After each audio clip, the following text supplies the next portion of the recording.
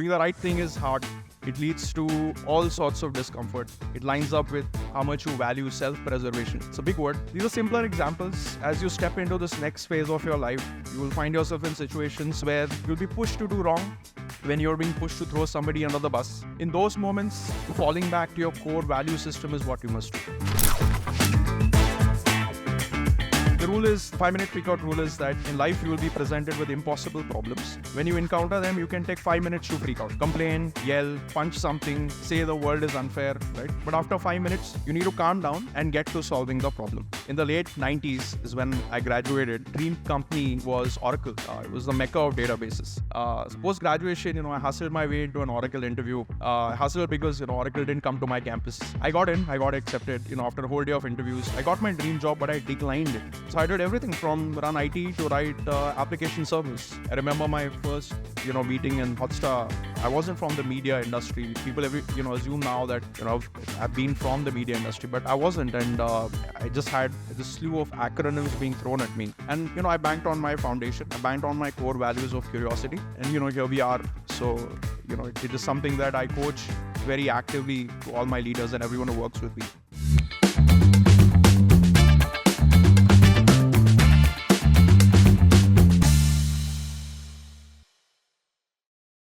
Good afternoon, everyone. I think it's wonderful to be here today. Thank you, Scalar, for inviting me. The energy on the campus is just fabulous. I think some of the students were asking me what my college was like, and I said I was 100 years old. It was nothing like this. But you should be really proud of where you are today. And it's just fabulous what you've done. I'm sure your families are super proud of you as well. Amod was talking about learning to learn. I'll share a little bit of an anecdote before I kick off. My daughter's 10 years old, and when we were enrolling her in school, her principal called us. Never a good thing. You may experience that. But her principal said, are you ready for your daughter to learn how to learn? And I think while Amod talks about not focusing on marks so much, he's right. I think everything he said was spot on. Parents require a bit of re-education as well. I'm sure when you go back with, little bit of funky marks, your parents will be like, "Kya kar rahe ho?" Right? So, I think it's wonderful. You're the new generation. You're kicking it up. I think you're getting into this. It's fantastic. Honestly, it's been a bit of an intimidating experience to think about what to say. In a way, I'm commencing today as well. And this is the first time, I'm addressing a bunch of, young people about to embark on something fantastic. It's 2024, but, I'm coming to you 100% human intelligence. I promise no AI was harmed in this speech. As I sat down to write this, Abhimanyu said, "Kuch bhi bol do." I said, "Yaar, essay, I need, this is a responsibility. I need to make sure I do this right." I said, okay, what bite-sized messages might I pack into my speech for you? My Gen Zs.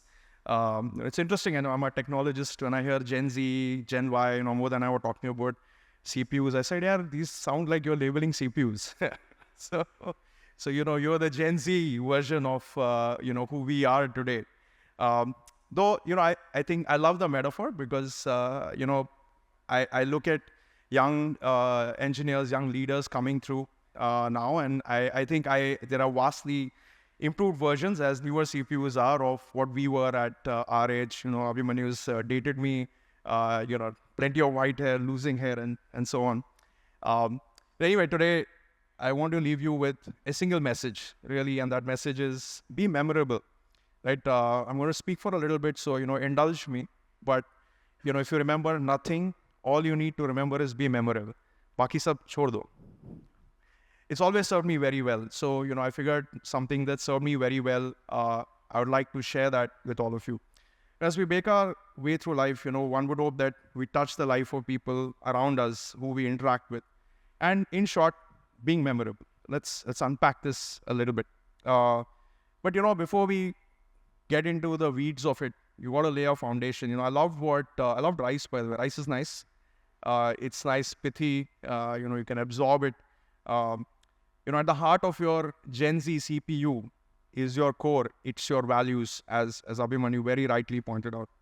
Being memorable is great, but as you're being memorable, it's important that you're memorable and for the right reasons, right? I think much later in life, I've figured out that, okay, I had a framework, I think I sort of fumbled my way through a lot of things. Sometimes you look back at something and say, man, how the hell did I get here? And you recognize that, a lot of your decision making came from this core set of values. So that's very important. I think it helped me a lot. And I think this is something you can pay money to a therapist to do this, costly, but I'm going to give it to you for free. Figure out what your core values are, right? Pick only 3. I think, you guys have rice and there's maybe one more extra, but ठीक है, core में, 3 होता है, core में 4 नहीं होता है, right? So how do we go there? Okay. Yeah, I was going to, there was a insert joke here, and, my family keeps reminding me that, I've sort of grew up making dad jokes. So clearly, I've consistently failed at that. It's good. Consistency is good. Identifying your core values will help you navigate the next part of what I'm about to share. It's a disqualification framework, right? It roots you and reminds you how you have to conduct yourself.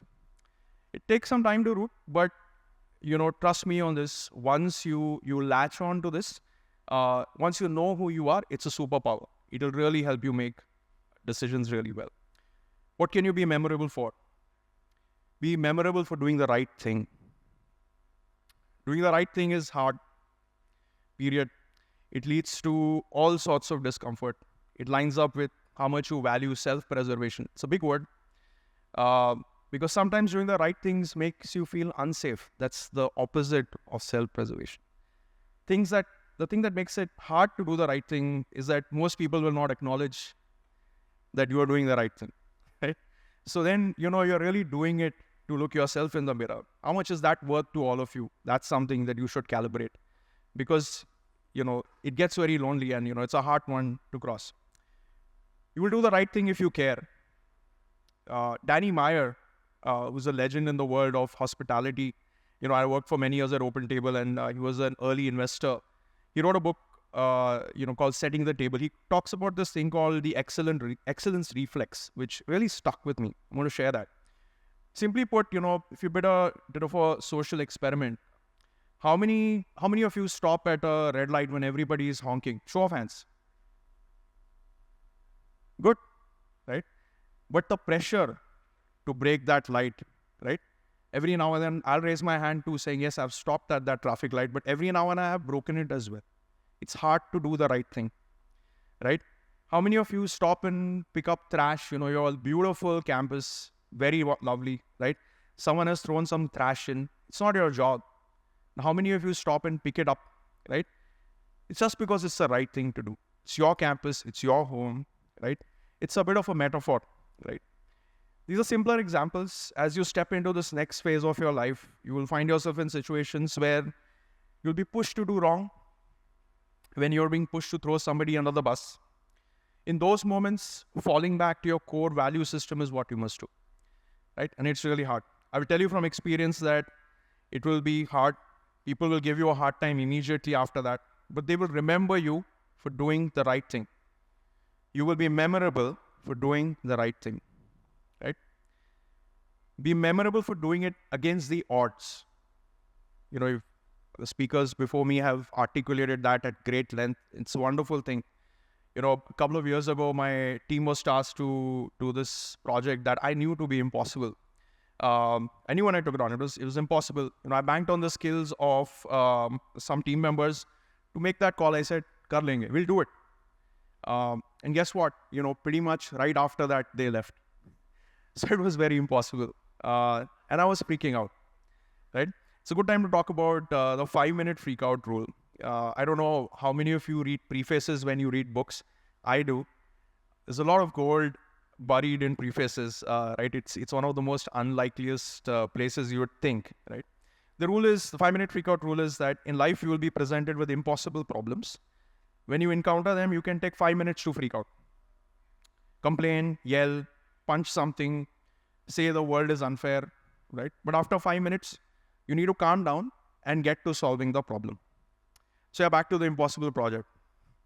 Right after my 5 minutes were done, I took stock of what we had. We had excellent people. I've always backed people. People make magic. There is good in people that you got to tap. When you do something against the odds, several people will tell you that you're crazy and you will never cross the line. So you got to remind yourself on the darker days that the journey is the reward, right? One step after the another, going against the odds is hard. And you need belief, unshakable belief, even when you don't believe it. This anecdote is too long. The odds of cramming it into this event are impossible. But you got to try, right? But cutting to the chase, we had a happy ending. And we got there because it started with some of us believing that we wanted to go against the odds. And ultimately, the group believed. When we got to the end, there was a lot of celebration. One of my leaders, walked up to me and said, I couldn't believe that, we pulled this off. I told him that, I had belief and nobody else did. And there was a period when I lost belief and everyone around me had that belief, and it reminded me again of my own belief. It's just this crazy thing, right? And when you go up against the odds, remind yourself you are not alone. Find allies, right? Through my career, even as a younger engineer, I've weighed the risks, followed my heart over my mind to find these mountains to climb. So yeah, sometimes you've got to run towards the storm, go against the odds, right? Walking towards a vacuum has always helped me to grow. This is one thing I cannot stress enough. It's good to be in the calm, but it's a lot of fun. You'll get thrown around, but walking to the storm is amazing. Be smart when you do it. Don't be reckless, but play against the odds. And you will be memorable for going up against the odds. Be memorable for being an ally. You're fundamentally wired to be at the front of the line, Abhimanyu just showed you that clip. And I'm not, some backbenchers there, I'm not talking to you at all. We reward people who get to the front of the line. We reward excellence. It's a good thing. If we didn't label excellent, how could we improve? How can we improve? We just saw an example of that. That's a great example to aspire to. As we speak, we're doing this on a global scale with the Olympics. Are you guys watching the Olympics, by the way? Anyone watching? Yes? Right. I mean, how about Srijesh, right? Insane. I hope they come back with a lovely medal. But just the sheer human stories of the Olympics boggle me, right? Mind over matter so much. And it's just incredible to be reminded of that every so often. Right? I get to immerse myself in a bunch of sports that largely rely on the human form. That's the purest form of competition as the ancient Greeks likely conceptualized it. The exercise of labeling physical excellence. I saw a clip of a marathon recently. It wasn't related to the Olympics per se, where this athlete had opened up a very big lead. Towards the end, and everyone was practically done for, right? It's the end of a big marathon, you can imagine. Picture everyone's running, tired, done. Interestingly, he passed his brother on the way to the finish line. The brother was breaking down, barely able to stand, starting to collapse, starting to give up. In what was unthinkable, he turned around, went the other way, shouldered his brother for the final meters. He pushes him across the line, and then he crosses the line himself. And in the process, he concedes the win to the athlete who was chasing him, who could hardly believe his luck. Can you imagine? Right? Insane. I was watching and I was like, "Bhai, kya kar raha hai? Bhai ke liye itna compromise." Right? But you will be in many situations where your privilege, your situation, your context will place you in the lead. I don't know if you recognize this, but you're already in the lead here being today, right? I was telling someone I'm going to be speaking at Scalar today, and they said, I wish this kind of access and this kind of education, this kind of preparation was available to more people. And I really believe, the Scalar team will probably open up and make this more inclusive, more than what it is today, right? But you're already in the lead. You may not recognize this yet, but you are. Let me tell you this, right? When you're on the lead, at that time, take the time to spot someone else who could use a nudge and be that ally. The win you experience with someone crossing the line together is just another feeling completely. Cannot describe it unless, you've got to experience that. Allyship is a powerful word. As you make your way through life, remember to leverage your privilege for good, to do right. You might win less often solo, but you will win together, right? You will be memorable for being an ally. Be memorable for taking the road less traveled. Amod kind of touched on some of those themes when he spoke. Now, as I've risen in my career and accumulated some white hair, you can see more than some of the others, I see one trait that bothers me always, and I'll come back to self-preservation. At Crispy, it's defined as a philosophy that I'm sure all of you are familiar with, right? I don't know, in my time, we used to call it, it's very usefully acronymed as TTMM. Tu tera dekh, main mera dekhta hu. While it's entirely useful in a lot of scenarios, let's say splitting canteen bills and things like that, as you grow and make your way through life, it's a strategy when applied to life situations will lead you to a risk-free and sterile life. This trait will certainly prevent you from taking the road less traveled. It's all about recognizing these folks. My hard work was met with opportunity. I've been lucky. I truly have been, and I'm grateful. It often leads to these folks in the road. One which I had planned for and another that presented itself in that moment. Completely not thought through. I'm glad I took those turns when I did. Once a story is about, this is how I got my second job. It's very interesting. I remain a student of databases. I'm fascinated by databases, through my undergrad, my graduate school, right? In the late 90s is when I graduated, dating myself. That dream company was Oracle. It was the mecca of databases, right? If you've seen pictures of the Oracle office, even the damn office is, shaped like a database, right? Like storage clusters. So post-graduation, I hustled my way into an Oracle interview. Hustled because, Oracle didn't come to my campus. Udhar bhi hustle karna padta hai. So it was like, the Shah Rukh Khan movie, right? Om Shanti Om, where, everything comes together to deliver that dream outcome, right? Sari kainat lag jati hai, as you say. I got accepted, after a whole day of interviews. I got my dream job, but I declined it. And took up a job at a startup instead. It was very hard. It really hurt it broke my heart a little bit. This was the dot-com bust. We were talking about the early 2000s, in the Valley. I went through months of not being paid, multiple layoffs, where my good friends lost their jobs, all the time while working, my behind off. It was really hard, but it shaped me. It shaped me because I took a risk. I kept retaining my job because I was curious. I was talking about being curious. It's just curious, and I could just do more stuff. I didn't realize it then, So I did everything from run IT to write application servers. I was just about holding on to the completely, the company completely shut down. Right? So it ran out of skills to hold up the company. I think sometimes, would I be standing here in front of all of you today if I'd accepted that Oracle offer? I don't know. Maybe I'd be bowling for Team America instead. Who knows, right? So it's all about that road taken. It's safe to take the road more traveled, of course. But then, in my opinion, I think you're denying yourself tons of adventure. It's not easy, and in those moments, you will question why you took the fork in the road that you did, But trust me on this one, the journey is your reward. And you might be bruised, but you will grow, right? You will be memorable if you take the road less traveled. Be memorable for lifting as you climb.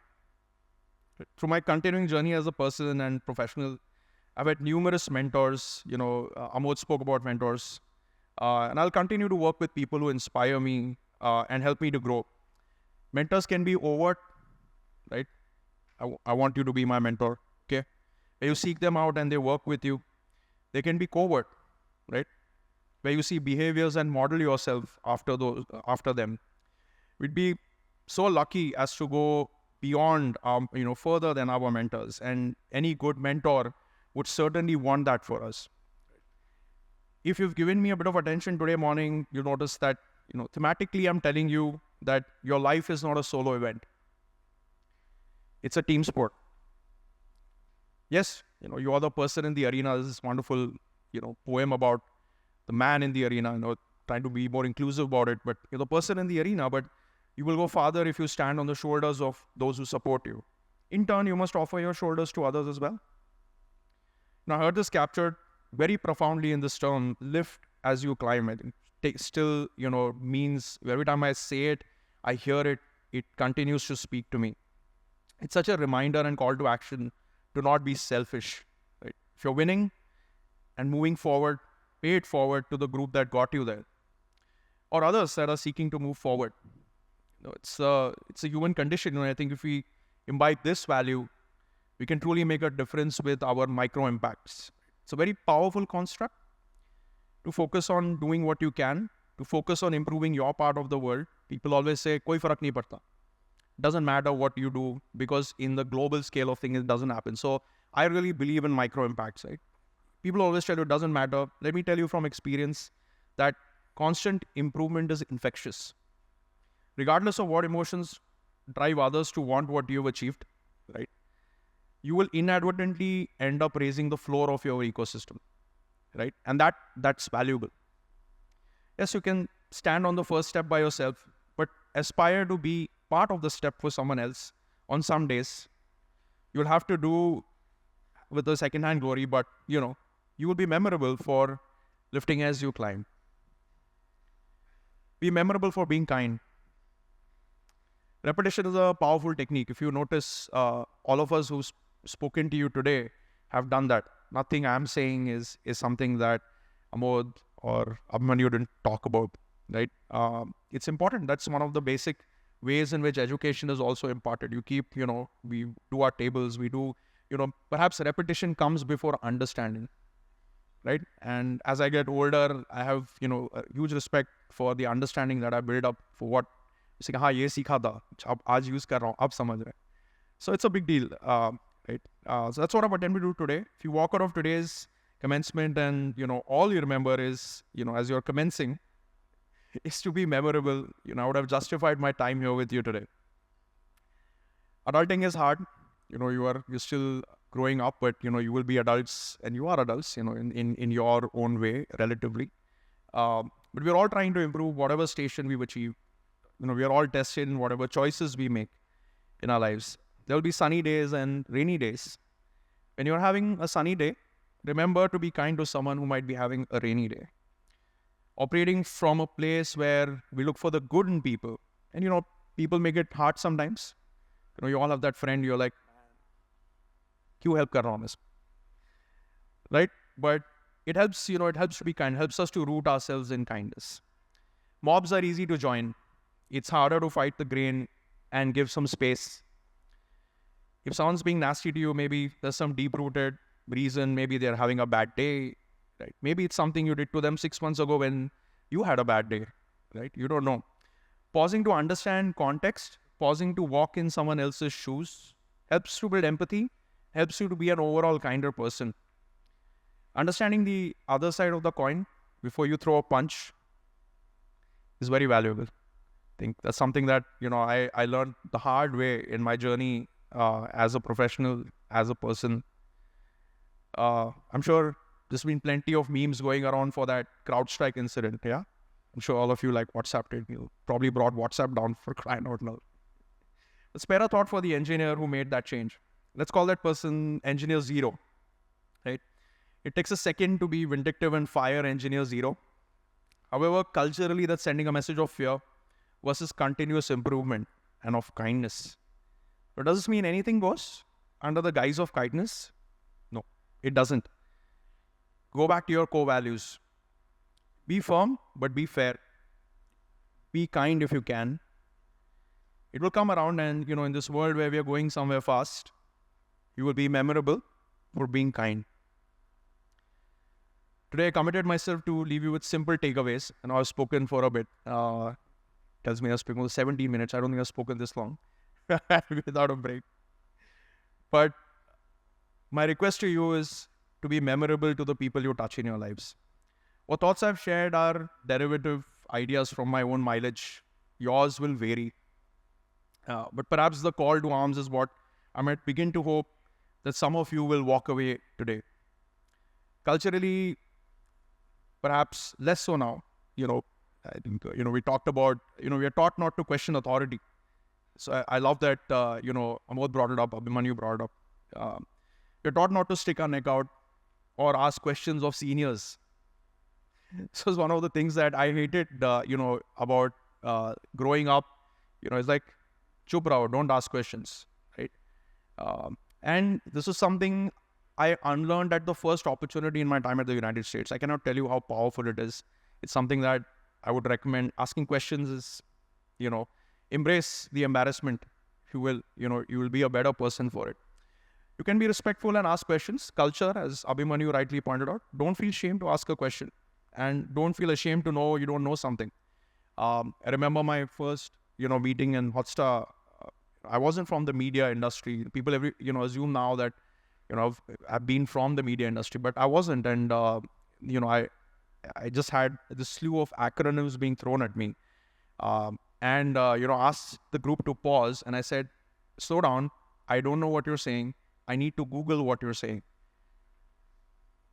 And a lot of people came back to me, people made fun of me and said, "Arey yaar, isko to kuch nahi aata," which is okay, right? But it was important to understand what was happening. And, I banked on my foundation. I banked on my core values of curiosity. Say, here we are. So, it is something that I coach very actively to all my leaders and everyone who works with me. Fundamentally, if you ask questions, don't worry, good or bad, you will have a shot at being memorable. I'll leave you with a quote from, one of my favorite TV shows. I am from the media industry, so I must reference. The show's called Ted Lasso. There's a very powerful scene in that. And I keep going back to that frequently because it always swells me up with huge emotion. In that sequence, Ted, the lead character, is on his way to defeat this blowhard in darts. He's playing a game of darts. And he makes a statement, be curious, not judgmental. Proactively having a say in what happens to you is a much better place to be. Be selfish in your growth. And whether it's your teachers, mentors, parents, or partners, be curious.